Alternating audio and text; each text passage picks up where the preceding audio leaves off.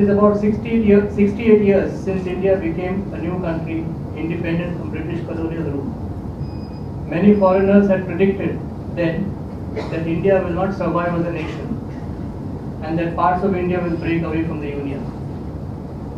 Indeed, a united India is one of the great success stories of independent India. The other success story is electoral democracy in our country. While our neighbors in South Asia have suffered military dictatorships at various times, India has been steadfastly democratic. Of course, our democracy is not perfect and is still a work in progress. Corruption in public life is a big problem. We have replaced monarchical dynasties with democratic dynasties in some states of India. Criminalization of politics is a solid feature of Indian democracy.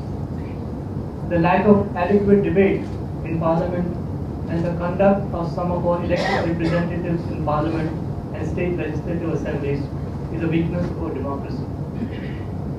But amidst this difficult democratic scenario, we have institutions that we can be proud of. The Election Commission is one such institution. The Judiciary is another institution in our constitutional landscape that we can be proud of. Whenever citizens of our great country despair of justice at the hands of the executive wing of government, they turn to the judiciary for justice. And very often they get the rule of law that they seek. Foreign investors say India is a better place than China to invest money in because the rule of law in India is better than in China. But not everything in our judicial system is perfect. The courts are choked with a backlog of cases, and this backlog gives resonance to the phrase, justice delayed is justice denied. Recently, we have seen conflict between the legislature and the executive on one side and the judiciary on the other over issues of appointment of judges and accountability of judges. India's judicial system, with all its triumphs and difficulties, is a very important and a critical factor in our country's present and future political strength. We are extremely privileged to have amidst us Mr. Rohatgi. He indeed needs no introduction to this august gathering. In fact, one of the formal duties was to introduce him, but looking at the gathering, I don't think that he needs any introduction. He doesn't need any introduction, more so because he is a lawyer, he is a very formidable counsel. He is in fact rated as one of the counsel amongst the legal 500 by the prestigious institutions.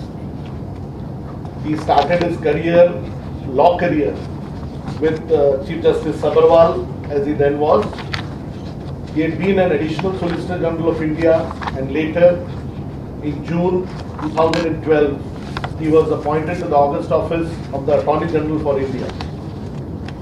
Ladies and gentlemen, this topic, India's judicial system, is a very interesting topic. India's judicial system has been so complex that I would say it is as deep as the ocean. It has stood the test of time. It has also shaken itself with very many things. It has been attacked time and again, inside and outside, and there are certain shortcomings. But despite all this, India's judicial system has withstood the test of time. We have had celebrated judgments where a Prime Minister has been unseated by judgment of the High Court. We have had Supreme Court judgments where Article 21 and Article 14 have been re-established to be the firm goalposts of the Indian democracy. I would not like to take much time, though I am supposed to give my opening remarks, because we all, including myself, are eager to hear the learned Attorney General. I would therefore request Mr. Rohatgi to kindly give his. Mr. Kakotkar, President of the International Center here, Mr. Atmaram Radkarni, he is the Advocate General, State of Goa, but is presently found more in Delhi than in Goa. I see him in the Supreme Court every day, attending to cases of Goa or of environment before the NGT. I am grateful that Mr. Kakodkar and other members of this center have invited me here. The topic is a huge one. It has many subtopics or subtexts, but I will like to restrict myself broadly to what our judicial system is, what it was in the past, and what should be in the future. As you are aware, India is a civilization of more than 5,000 years. We have had a judicial system in ancient India also.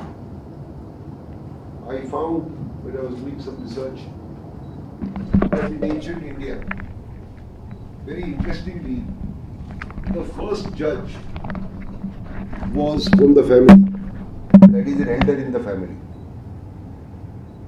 His decision was appealable to a higher judge and finally to the king. As you all know,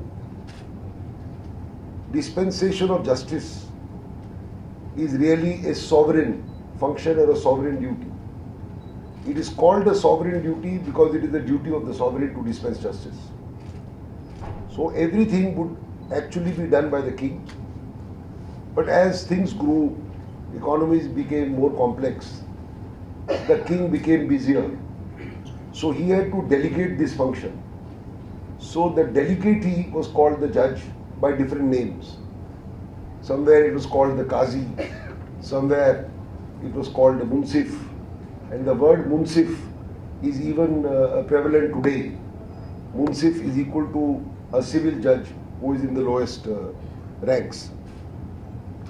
Now, in the old days, there were three types of laws: Dharma Shastra, Arth Shastra, and custom or usage. Dharma Shastra was the highest in terms of levels of the law. It was really a moral code of conduct by which society would judge itself. Arth Shastra means dealing with material things or money. That was how people would govern their relationships in trade or otherwise. And custom would usually apply to personal laws of marriage, succession, and other things. This is how it evolved 2,000-3,000 years ago. The most recent system of dispensation of justice came under the Mughals. As you are aware, the Mughals came to India about 500 years ago, starting with Babur. But the reign of Akbar was the most stable. And Akbar established a very, very detailed and a complex system. There were courts at village levels. There were courts at Parganas, which is district level. There were courts at a higher level like a state. There were appeals provided to the Qazi. There were appeals provided to a chief judge above the Qazi. There were finally the appeals to the emperor in the emperor's court, and the emperor would sit either at Agra or at such other places as the emperor would desire. After the Mughals, in about 1861, when Bahadur Shah was the last Mughal who died in Delhi, and with the advent of the British rule, a system of some uniformity started being evolved here. As you are aware, India was never a unified whole. India consisted of princely states. A state would have a ruler. They professed different religions. They had different systems of dispensation of justice. So it was not a coherent whole it was very, very mixed up, kind of a hodgepodge. But when the British came, they established 3 high courts to start with. The high courts at Calcutta, Madras and Bombay. And their jurisdictions were not what it is today. The Calcutta court would have jurisdiction over all of Bengal, which included Odisha, Assam and the northeast. Bombay would extend beyond Nagpur, even up to the Madhya Bharat. Then we had Allahabad and Punjab. Punjab High Court was established at Lahore. It would have jurisdiction over what is now in Pakistan and what is our Punjab, which in those days used to be called East Punjab. This is how they started. They laid down some rules and codification of laws came about. There was no real codification during the Mughal rule. The Mughals used to have a simple system that criminal law would be administered according to Islam and non-Muslims would be governed by other laws which was based on their custom. The British started with consolidation of the criminal procedures and the civil procedures. They started with the Indian Penal Code, which applies to everybody, whether you are a Muslim or a Parsi or a Hindu or whatever.